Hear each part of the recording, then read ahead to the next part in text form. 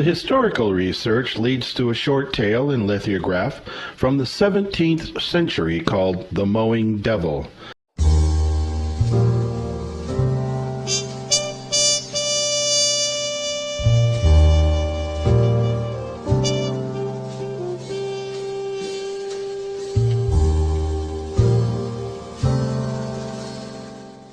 The rendering depicts the devil apparently mowing down a field of grain with a large scythe, and at first glance this looks like your typical crop circle. However, many scholars point to the root of the story for the answer. The field represented in the lithograph wasn't just any field. It was a particular field owned by a particularly cheap-ass farmer. A farmer who chose to offer payment to the local mower in a much reduced and unfair amount. This was a serious breach of labor etiquette back in the day, and the mower marched off the property all in a huff. The next day the farmer found what once was a field of ready-for-Wheaties burned to the ground. Hardly the typical crop circle, to be sure. The locals knew the devil was in the details, and a just reward for unfair compensation had been dispensed by the horned one. In fact, if you look at the lithograph, you will note the fire burning both inside and around the field. It is obvious that there was some well-deserved human justice meted out in that story, despite the ever so easily contrived scapegoat. As far as other historical references, there wasn't anything at all substantial until the 1970s, when two local artists, Doug Bauer and Dave Shortley, whilst having a beer in a pub at Winchester, decided to create a circle in a field and watch the reaction of the locals. The UFO craze was up and running about that time, and they felt it would make for good fun to form what could look like a landing spot for some flying saucer. The rest is history. They got their response and made more and more circles until it became the phenomena we know today. Now, the world of crop circles is a divisive one. The irony is that it's as divisionary as it is symbiotic. The majority of those who make the circles and those who research the circles do know how these are being made, but those who benefit financially are bound to the mythology and can't let it go. These are the so-called researchers who derive at least some monetary income from the selling of books, photographs, videos, and attendance at lectures and conventions. On the opposite end of the spectrum are those who make the circles and who gain no financial benefit and construct these living tapestries at risk of criminal prosecution if caught. Researchers will not recognize these artisans for fear of themselves being exposed as being less than truthful profiteers. So a wall of denial is built by researchers, many of whom despise the truth of human construction and those who are involved in it. It is an irony to see disdain for those who actually are responsible for creating the very product that they, the researchers, sell. Nowhere is this division felt more than in the place that started it all and where the majority of circles are still found today, the county Wiltshire in southern England.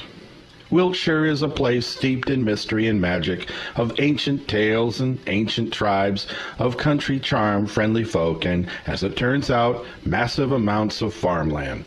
But it's not so much what you can find in the fields that can shed light on this mystery of crop circles, in my humble opinion. It's what the locals know about it that counts. Anything that can be dreamed, theorized, created, photographed, argued, and fought over has already been done ad nauseum by those who live in and around the Wiltshire area. So having that in mind, what could be better than to visit and listen to what the locals have to say about it? And where could we possibly be lucky enough to find them? Well, my bet would be this place right here, right in the middle of the action. The public house where circle makers can rest and have a tall one whilst drawing out their dastardly plans to cause some serious yet creative damage to some unsuspecting farmer's crop. It's none other than the Barge Inn on Honey Street.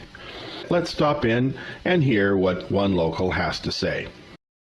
A lot of them haven't done it. I don't know, like there's a number of different techniques that people use to do it, and you know, until I've gone out and tried and experimenting with different techniques, I wouldn't be able to say, well, right, the stalk bends or it snaps, or there's a number of different factors. Like if it's dry, if it's young, if it's just rained recently, all of these factors. Supple, it's not going to break as easily. Right, yeah, all of these factors could easily affect how the corn breaks, and I think to use that as evidence for whatever, right, yeah, whatever, like aliens are coming down.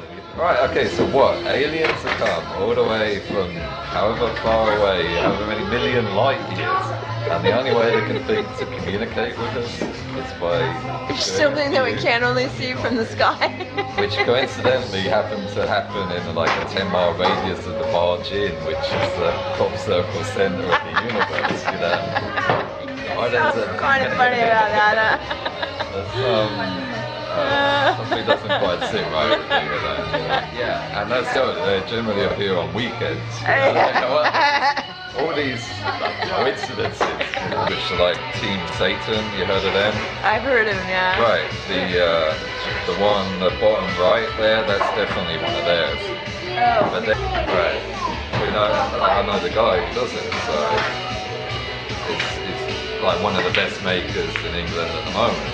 Apparently there was two teams out there at the time. Yeah. Like that's why you see such differences. And the circle, the one at the bottom right, isn't finished. Like you look, it should have been finished round. Well, apparently they freaked each other out whilst they're out because they kept on stopping. Right, they've gone out because there's a popular spot next to the White Horse and everything like that. And so they've gone out and they've heard this rustling. What the hell? Everyone drops to the ground. And yeah, they freaked each other out and they both legged it without finishing the formation, but neither one is really finished.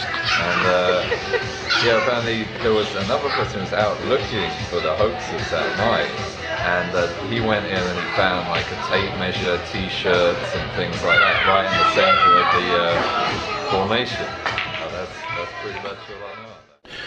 In visiting the Barge Inn, I can imagine one would feel as if it's a shrine of sorts. A large mural adorns the ceiling and walls with depictions of the fanciful and the topical. The local theme runs throughout, with Stonehenge adorning the back wall and fields of crop circles surrounding it. On one wall, lo and behold, there is a map with locations of the circles made for that season, including photographs of them. One of the more popular circle locations is the field just below the White Horse at Alton Barns, which, as it turns out, is visible from the Barge Inn. The fact is, the Barge is ground zero for the circle makers who come to plan for, recoup from, and celebrate the latest artistic venture into the crops. After the circle is discovered, the place becomes a buzz of researchers, the press, and many an interested local, whom have all come to watch the fun and be part of the grand mystery.